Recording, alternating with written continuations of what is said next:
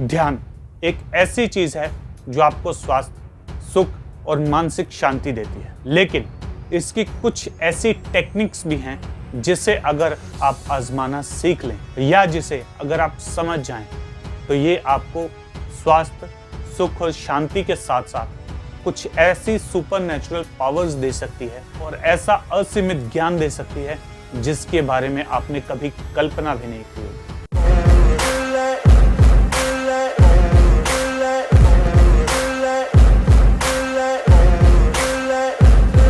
हाय दोस्तों, मैं राजन शर्मा आ चुका हूं एक नई वीडियो के साथ। तो कैसे हैं आप सब दोस्तों? आज की इस वीडियो में हम बात करने वाले हैं विज्ञान भैरव तंत्र की नंबर 2 विधि के बारे में।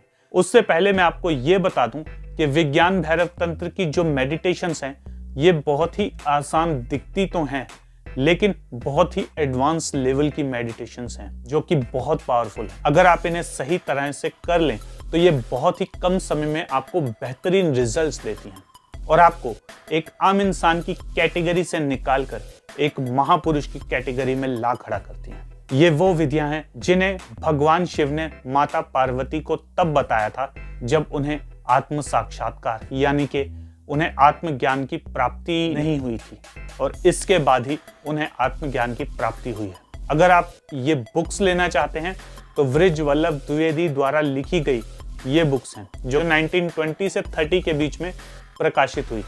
इसके अलावा ओशो ने भी इनके ऊपर एक बुक लिखी है, तो आप उनमें से कोई भी ले सकते हैं। खैर, अब मेन पॉइंट पे आते हैं। इस विधि में भगवान शिव कहते हैं जब श्वास नीचे से ऊपर की ओर मुड़ती है इन 2 मोडों के द्वारा उपलब्ध हो।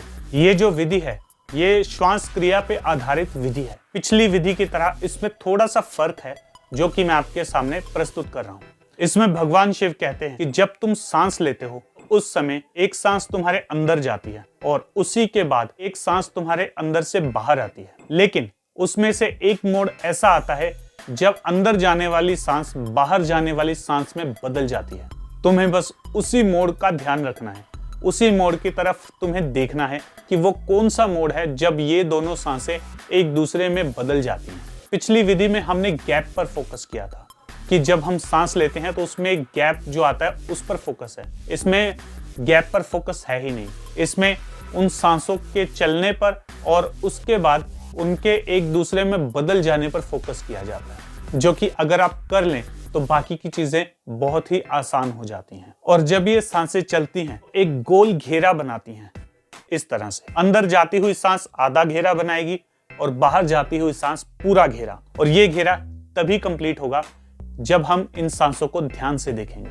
अब बहुत सारे लोग ये भी सोच रहे होंगे कि आखिर मोड पर इतना फोकस क्यों किया जा रहा है, आखिर क्या रीजन है? इसका रीजन ये है कि इंसानी दिमाग ने अपने मूल्यांकन करने की क्षमता को लगभग खो दिया है। पहले के समय में लोग छोटी सी चीज को देखकर बड़ी बड़ी घटनाओं को समझ जाया करते थे, लेकिन आज के टाइम पे हमें बड़े बड़े इशारे भी मिल जाते हैं तब भी हम कुछ नहीं समझ पाते, तब भी हम एक अनजान बच्चे की तरह बिहेव करते हैं।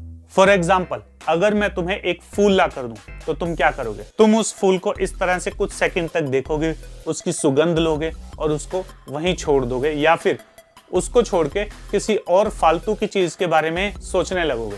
लेकिन क्या तुमने इस फूल का निरीक्षण किया? क्या तुमने इस फूल को ऑब्जर्व किया कि ये क्या है, कैसा है, ये कितना सॉफ्ट है, या इसकी सुगंध इतनी सुंदर क्यों है? आखिर इसी की सुगंध इतनी सुंदर क्यों है? क्योंकि जो शक्ति इसे सुगंध दे रही है वही शक्ति तुम्हें जिंदा भी रखे हुए है, और जब तक ये शक्ति तुम्हारे अंदर है तब तक तुम सभी काम कर रहे हो। जिस दिन ये शक्ति तुम्हारे अंदर से चली गई उस दिन तुम्हारे घर वाले तुम्हें उठाकर शमशान घाट ले जाएंगे, क्योंकि जो सांसें होती हैं वो हमारे अस्तित्व का एक सबसे बड़ा पहलू होता है। फॉर एग्जाम्पल, अगर आपको मानो डर लग रहा है तो आपकी सांसें अलग तरह से चलेंगी। अगर आप अपने मन में किसी के लिए प्यार महसूस कर रहे हो, चाहे वो एक छोटा सा पपी हो या आपका एक छोटा सा बच्चा, तो आपकी सांसें एक अलग तरह से चलेंगी।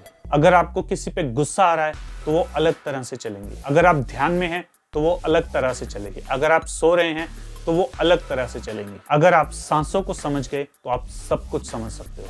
लेकिन प्रॉब्लम यह है कि हम लोग अपनी सांसों को बिल्कुल भी नहीं समझते और इसी वजह से हमें बड़ी बड़ी प्रॉब्लम्स का सामना करना पड़ता है और हम उसमें घबरा जाते हैं और इसीलिए हम अपने अस्तित्व को जान नहीं पाते। नहीं समझे? मैं समझाता हूँ। अब मान के चलो आपके पास एक कार है, आपको ड्राइविंग करनी आती है, सब कुछ आता है, लेकिन आपको सिर्फ यही नहीं पता कि उसके गियर्स कहाँ हैं, उसके गियर्स कैसे पड़ते हैं, या फिर वो न्यूट्रल में कैसे आती है, तो क्या होगा? या तो आप कार चला नहीं पाओगे, या बाय चांस अगर आपने स्टार्ट कर भी ली या उसे चलाना भी शुरू कर दिया तो आप उसे स्मूथली चला नहीं पाओगे। ऐसा ही हमारी सांसों के साथ भी है। जब आप गुस्से में होते हो तब आप एक अलग गियर में होते हो, जब आप शांत हो तो आप अलग गियर में हो, जब आप किसी से प्यार कर रहे हो तो आप एक अलग गियर में हो, जब आप खाना खा रहे हो तो आप अलग गियर में हो, जब आप ध्यान करने बैठते हो तो समझ जाओ कि आप न्यूट्रल हो, कि आप सभी फालतू की चीजों से परे हटने की कोशिश करते हो और अपने मन को शांत करने की कोशिश करते हो। और यही हाल हमारा नींद में भी होता है। इसी वजह से हम ऊर्जावान महसूस करते हैं, हमें एक नई ऊर्जा अपने अंदर महसूस होती है ध्यान के बाद और नींद के बाद। नींद कुछ नहीं है, अचेत ध्यान है, और ध्यान कुछ नहीं है, बस एक नींद जैसा ही आयाम है। बस इसमें फर्क ये होता है कि हमारा चेतन मन शांत होता है, सोया नहीं होता। जापान के लोग भी इस ध्यान को करते हैं, वो लोग इसे झेन विधि कहते हैं। इस विधि में वो लोग एक मूर्ति की तरह शांत बिल्कुल बैठे रहते हैं कई घंटों तक। यही चीज चाइनीज मंक्स ने भी किया, क्योंकि ये सांसें ही हैं जो आपके अस्तित्व को बनाए रखती हैं। जैसे ही सांसें बंद हुई तो आपका अस्तित्व भी खो गया। दोस्तों, इसके अलावा हमारे 2 और चैनल हैं, द फंकी मोटिवेशन के नाम से और द फंकी टॉक के नाम से। इन दोनों चैनल्स पे भी जाइए, वीडियोस को देखिए, इन चैनल को सब्सक्राइब भी कर लीजिए और इस वीडियो को भी लाइक कर दो, शेयर कर दो और इस चैनल को भी सब्सक्राइब कर दो ताकि मोटिवेशन का डेली डोज आपको हर रोज मिले। तो मिलते हैं अगली वीडियो के साथ, तब तक के लिए स्टे इंस्पायर्ड, स्टे रॉ।